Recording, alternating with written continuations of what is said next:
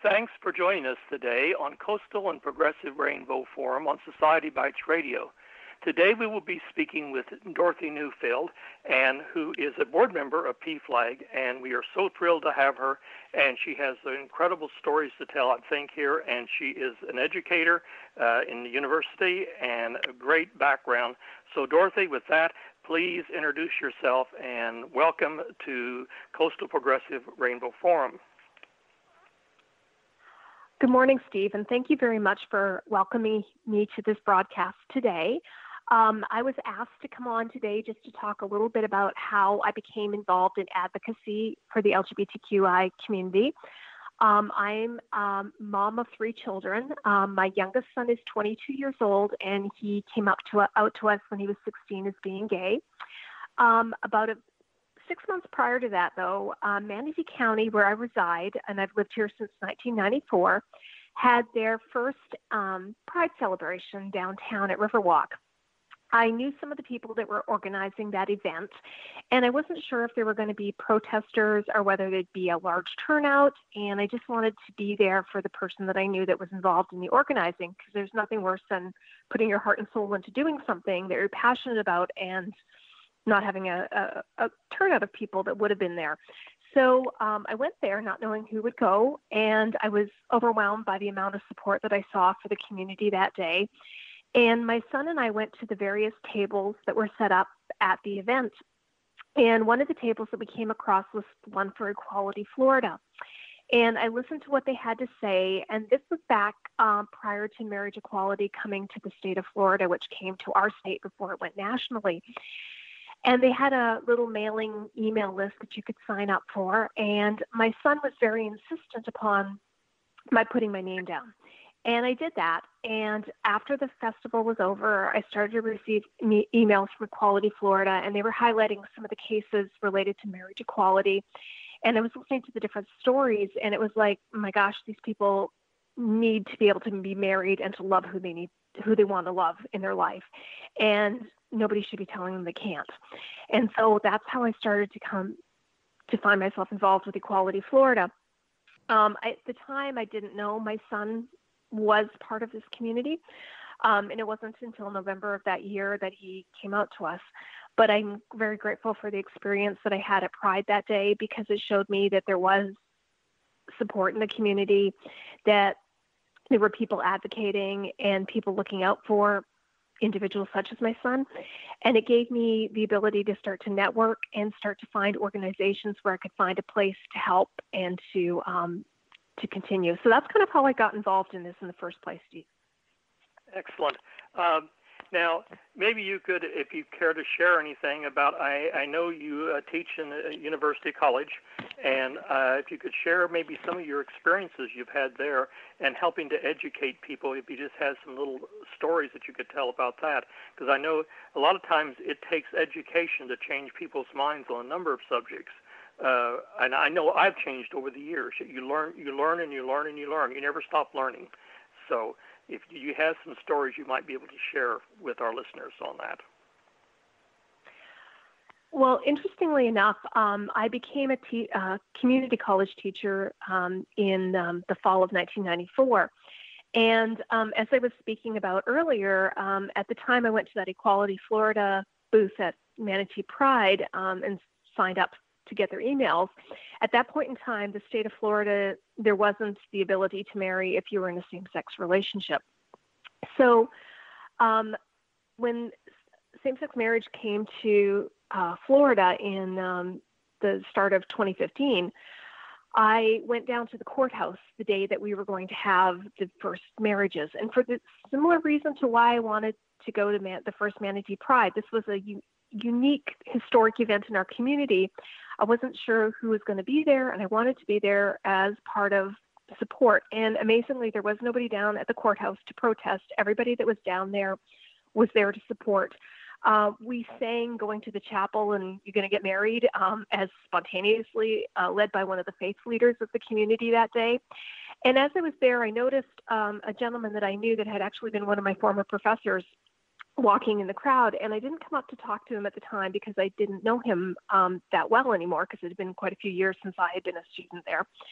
And noticed he was wearing a rainbow bracelet. So the fact that he was there and he had a rainbow bracelet kind of stuck in my mind.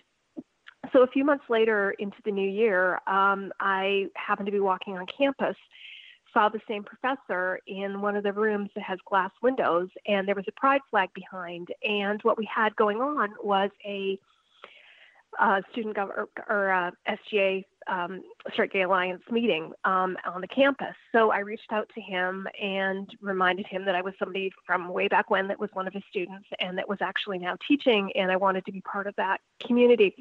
So I did have an opportunity to be a volunteer on campus working with the Alliance Club, as we used to call it. Since then, oddly enough, with community college, so many of your students graduate and go on to other institutions or go out and have careers. And so it's a very short turnover that you have students in community college. So over time, our club has kind of gone the wayside. But I think part of that may be kind of reaffirming, because that means our students are comfortable in other places on campus, which is wonderful that they're welcomed and included there. I do know the Venice campus does have a club, Xenos, I believe is the name of it, that has started up within the last year. So that's really refreshing. As an educator myself in nursing, I try really hard to present sexuality in an open and affirming way. And I think that's important because I teach nursing, and as nurses, we need to be accepting of our patients. One other thing that I'm doing right now is I'm actually in grad school, and I'm working on my doctorate, and if everything goes well, I should be graduating in December. And what's really interesting is one of my classmates is doing her doctoral project on teaching nurses how to be more open and affirming to LGBTQI communities. And she's actually out on the West Coast, and she'll be doing her project out there. And what she's going to be doing is doing some education with actors for nurses and kind of doing pre and post evaluation of how their attitudes and their knowledge increases when they're given education related to how to be a better provider for members of this community. And I think that's really important because even in this past week, I've talked to or actually texted with a friend of mine who's trying to find medical care for her son. And it's so important that we find providers that are open and affirming and comfortable and allow you to be who you are and ask you the right questions when you come in to get health care. Last year, I had the opportunity to attend a session with PFLAG, and we watched a little video called Vanessa Goes to the Doctor.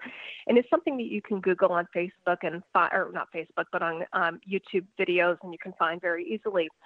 And the whole premise of this is set in like a 1950s style video, but it shows you a young transgender woman going to the doctor and everything going wrong, where she's addressed by the wrong name because the insurance card and her name given don't match.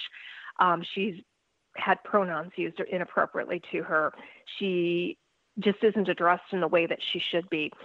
And then what happens is you fade into the same scenario, and it's happening in the right way. And I think that's just so important, is just understanding that the way we present forms in healthcare, the way we ask our questions, so many times we really don't put it in a way that's really good for patients to know that it's okay to talk about these topics with us, and it's okay to be your true self when you're seeing your medical provider. So I think those are all things that we need to challenge ourselves to do better. No matter what profession you're in, is just to be as open and as welcoming as you can be to everybody that crosses your path. Excellent.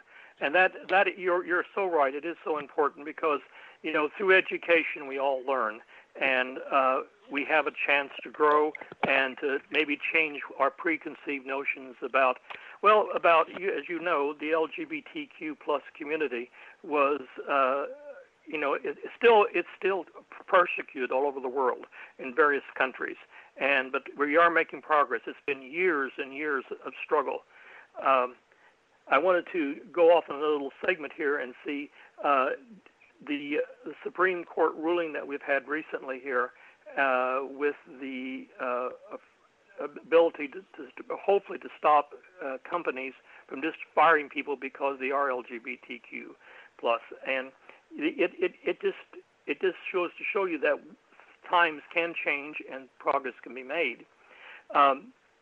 Would you have any thoughts on? And the struggle is not over. We have so much more to do yet in so many areas of the country and everything. That's one victory. But would you want to share any thoughts or have any stories to tell about how you think that is a positive move forward with this Supreme Court ruling on job place protections? I was pleasantly surprised by that ruling this week. I was hoping, because I do feel that is, we say that all men are created equal, and we mean men and women by that, but certainly we're all created equal. And I think that ruling really backed that statement, that we are equal. And it is only one piece of the whole situation. When I did my volunteering work with Equality Florida, and I continue to do that when I can, unfortunately it's been a little curtailed with being in school right now. But when I volunteer with them, we're working to get the Competitive Workforce Act passed in the state of Florida. And what that was looking for was making it so that you couldn't be fired for being LGBTQI, but also that it would affect your housing or common space. So in other words, that somebody couldn't complain because you were holding hands with a same-sex person in common place or kissing them or showing same amount of affection that a heterosexual couple would show in public. We could have a problem with. And so when this ruling came out by the Supreme Court, it really only addressed employment. So it still really didn't look at things like housing, common space, and it also really doesn't address some of the other larger issues in our communities. When we look at, this is one thing, changing the legal system, but what about changing the hearts and minds of individuals? There is still hatred out there. There's still, people that don't understand the community. And I think we need to get our message out. And it's something that we need to realize that people can indeed change. For myself, I didn't always hold all the attitudes that I do now. And I've learned and I've grown over the years. And if I can grow, so can other people. And I think we need to give people opportunities. We need to not give up on people, but we also need to keep ourselves safe when we're talking and representing ourselves. I'm involved with Mama Bears, which is the Free Mom Hug group. And one of the things we know is that there's often, when kids come out, there's often rejection, maybe not necessarily by their parents, although sometimes it is, but sometimes it can be extended family and friends, people that you have had part of your life for years and years. And over time, some of those people do come back. So how do we continue to reach out to those people, but at the same time protect ourselves from hurt and injury to ourselves? So those are things that we need to continue to address as a community. Again, I was very happy to hear the Supreme Court decision this week, but it's only one piece of what's out there. We still need to be vigilant. We still need to speak out. We still need to educate in any opportunity that we have. And again, I'm grateful for the opportunity to come to speak with you today to hopefully do that very thing. Thank you. I wanted to go back over here to PFLAG for your board member, and maybe if you could explain to our listeners why PFLAG is such an important support organization and what an asset it is to the Minnesota, that's Manatee and Sarasota County areas here, and other areas as well, because I know people probably drive in from as far away maybe as Charlotte or other places, So, but it's an important asset to have, and it's a good opportunity for people to be educated and learn if the parents or family or friends or even the LGBTQ persons want to attend the meetings and feel they have a place to go for some support and for education. what would be you have any stories you can share in that area with our listeners?